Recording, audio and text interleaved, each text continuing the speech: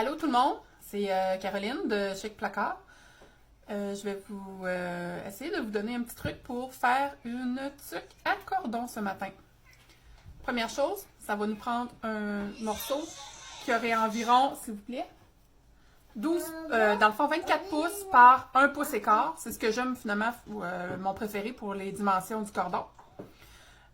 Je le prends souvent en jersey. Je vais le prendre la plupart du temps dans la couleur de mon motif de tuque. Aujourd'hui, dans le fond, j'ai du French Terry qui est quand même très souple, assez mince puis assez extensible. Si vous prenez un tissu autre que du jersey, il faut vous attendre que le fit, que les courbes peuvent être affectées. OK?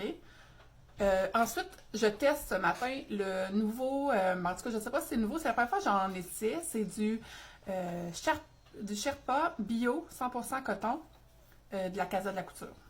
Puis ici, ça vient de Hungry Ballerina Fabric. Dans le fond, c'est mes deux boutiques chouchou. Donc, je vais commencer par mon cordon. Là, ici, j'utilise une surjeteuse industrielle. C'est sûr que vous pouvez le faire avec une machine à coudre, vous pouvez le faire avec une surjeteuse ordinaire. C'est juste que là, moi, je suis un petit peu habituée d'utiliser ça. Fait que... un petit peu là. Okay. Fait que dans le fond, mon cordon, je le plie sur la longueur. Puis je m'en vais coudre juste sur le bord. C'est sûr que dans mon 1 pouce et quart, je prévois que j'utilise pas vraiment de valeur de couture. Comme vous pouvez voir, je ne sais pas si vous voyez bien, là, mais il tombe rien de l'autre côté. Là. Des poussières seulement.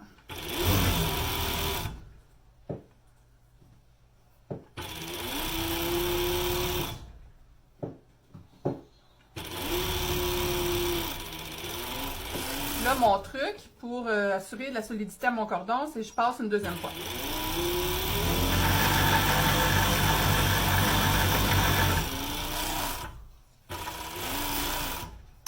Ensuite, pour le retourner, j'ai testé beaucoup de techniques. Ma préférence va nettement au passe-cordon comme ça en métal. Ce que tu fais juste l'enfiler. Puis je vais aller chercher, je ne sais pas si vous avez remarqué, mais j'avais pas coupé mon autre bout ici. Fait que je vais aller chercher mon petit bout de fil. Je vais aller me nouer. Puis ça va être assez solide pour me retourner. Fait qu'une fois qu'on a passé ici, là, ça va bien. Là. Faut juste pas qu'il pique dans le tissu comme là. C'est sûr que quand on fait une vidéo, ça fonctionne toujours moins bien. Et voilà.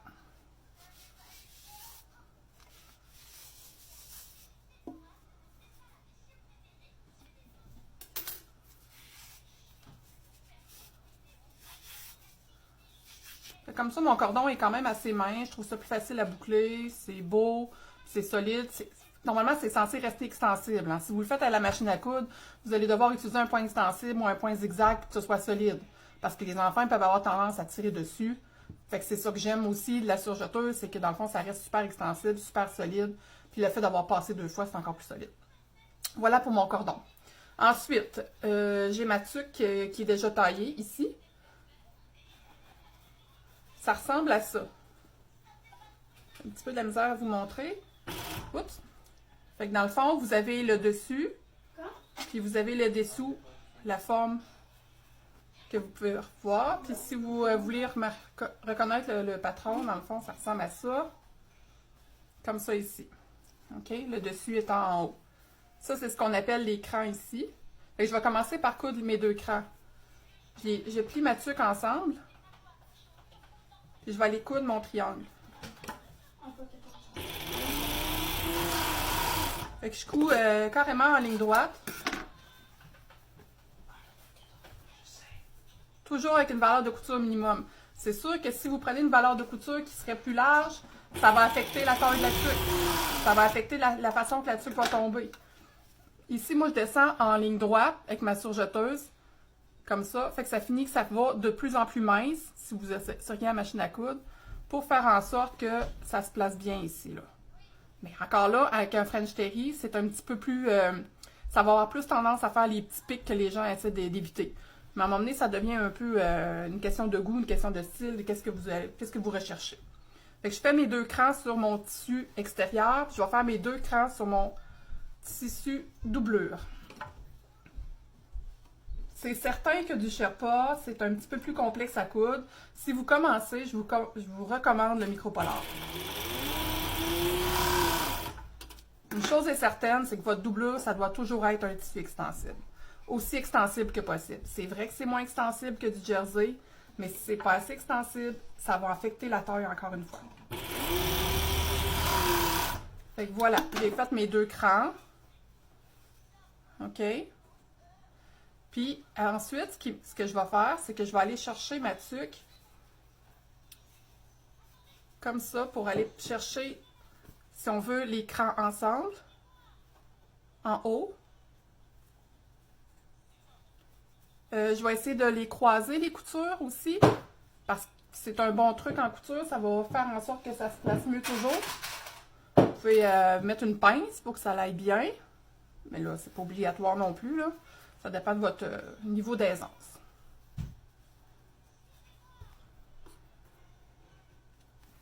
Ensuite de ça, ici, c'est l'oreille. Oups, ici, c'est l'oreille, dans le fond, qui est opposée au cran. C'est là que mon cordon va aller. Puis ici, là, le bas, c'est mon derrière de tuque. Fait que mon petit cordon, j'essaie d'en mettre ma couture vers le derrière. Je le place au milieu, comme ça, aligné en ligne droite. Puis je vais aller chercher la même boule de mon polar, comme ça, en ligne droite, pour aligner les derrières de tuque. Parce qu'il ne faut pas tirer sur le tissu pendant qu'on coud, sinon ça gondole, puis c'est là que c'est pas beau. OK? Fait que là, dans le fond, une fois que j'ai fait mes crans, ma deuxième étape où je dois coudre, c'est le bas de la tuque. Du point ici jusqu'à l'autre bout. OK? La doublure, endroit contre endroit, avec mon tissu extérieur. Un autre truc aussi, quand vous cousez, mettez le tissu le plus extensible directement sur les griffes de votre machine. Puis, assurez-vous de ne pas couper votre cordon.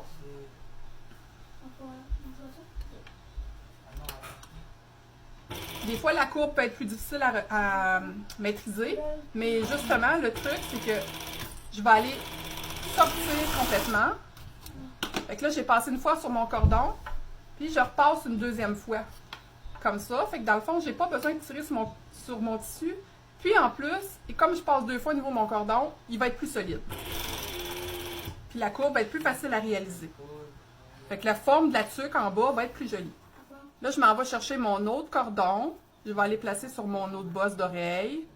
Je le place vers en arrière, je le pince. J'aligne sans que ce soit tiré. Si le différentiel de votre machine est bien ajusté, dans le fond, ça va arriver, là. Fait que vous n'avez pas besoin de prendre d'autres mesures. Souvent, même, je vais prendre mon doigt, puis je vais pincer au milieu de la tuque, puis ça va aller, là.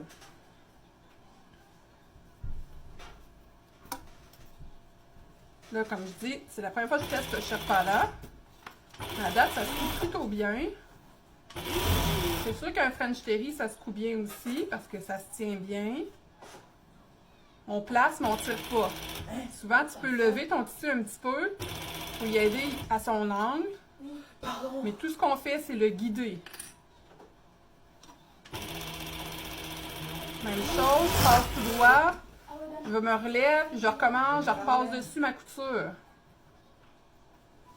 Là, pour faire cette vidéo-là, vous comprenez bien que j'ai négocié avec mes enfants, puis je les ai assises derrière moi, en avant de l'ordinateur. C'est pour ça que vous les entendez placoter, malgré que je leur ai demandé le silence.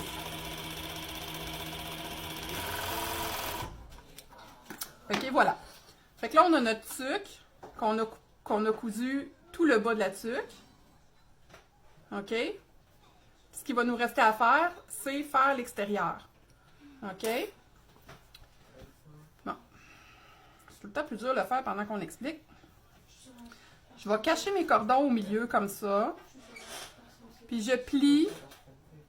Je vais plier dans le fond pour aller chercher ma forme de tuque, mon French Terry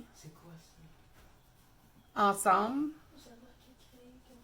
C'est là, tantôt, là, je vous ai dit une erreur. Hein. On va mettre notre pince en haut. Même chose ici. On va croiser nos surjets. pouvez couper ça si ça vous achale. Oui, mais je suis jamais allée sur la société quand même. Puis, moi, mon truc, c'est que je commence... s'il vous plaît, les gars. C'est ça. Mon truc, c'est que je commence par le front, c'est-à-dire où ce qui est le pli, c'est le front, dans ma doublure. Ben? Merci. Dans ma doublure. Pourquoi? C'est parce que des fois, quand on commence notre couture, on va moins bien réussir l'angle qui va estomper le pic. Fait qu'en commençant par ma doublure, ben, comme elle est à l'intérieur, on le voit bien. Puis ici, on va pouvoir porter attention quand on va sortir pour faire la belle courbe qui va arriver dans le milieu du front en avant. Fait que j'y vais. Fait que je vais me trouver à coudre endroit contre endroit ma doublure. Je croise mes surjets pour que ça se place bien. Puis je vais aller chercher ici. Puis je vais croiser encore. Je vais aller chercher dans le fond le joint du bas de ma tuque. Puis je croise mes surjets. C'est-à-dire que j'en mets un par la gauche, un par la droite. Ça les verrouille là. Ça va les empêcher de déplacer. Tout le tour.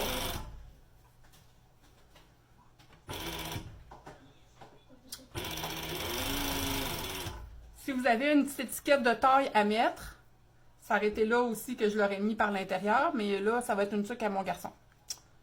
Ah, mais tiens, j'en ai une. La bonne taille. Fait que je vais la cacher ici pour qu'elle soit par l'intérieur.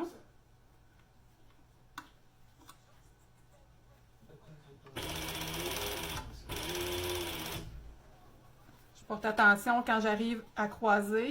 Là, on voit c'est mon oreille qui est ici.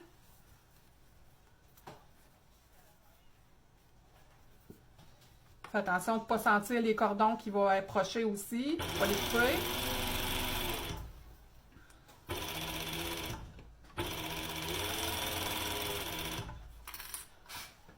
Comme là, ici, je fais juste passer. Ce que je fais, c'est que je couche j'ai couché mon surjet de l'autre côté, du côté opposé, là, pour être sûr qu'il reste bien locké, là.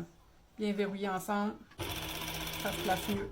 Mon petit cordon, il est proche. Je vais le tasser. C'est là, ici, que je vais porter attention pour vraiment sortir graduellement pour être sûr d'estomper le pic. Je me retrouve avec une forme d'œuf. Si ce ne serait pas une tuque à oreille, ça aurait la même forme. C'est juste qu'ici, on a la proéminence des oreilles qui ressort. Moi, j'aime bien, je la replie en deux. Puis, je vais aller croiser encore. Je vais aller aligner mes surjets ici, mes crans sur le dessus de la tête. Puis, je vais passer juste un petit point pour bien solidifier ici. Je ne recoupe pas, là. C'est juste pour dire passer sur le bord. Fait que c'est vraiment à peine, là. Ça n'a pas besoin d'être précis ou quoi que ce soit. C'est vraiment juste pour verrouiller la tuque ensemble. Là, il me reste à retourner. Comme vous pouvez voir, je n'ai pas laissé de trou. Moi, je suis... c'est ça mon truc. Je trouve ça plus rapide, surtout avec une surjeteuse. Si vous seriez à machine à coudre, c'est facile. Vous levez votre pied, vous avancez un peu, vous laissez un trou.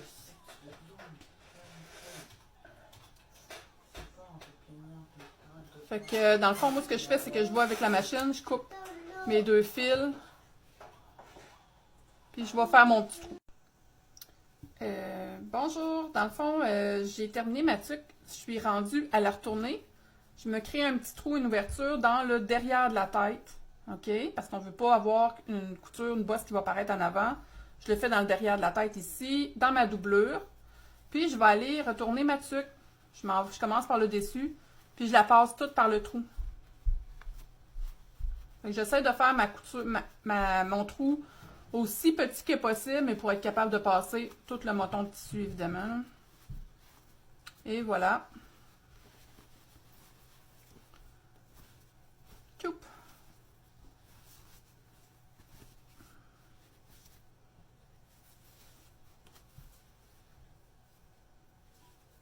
Fait que j'ai mon front.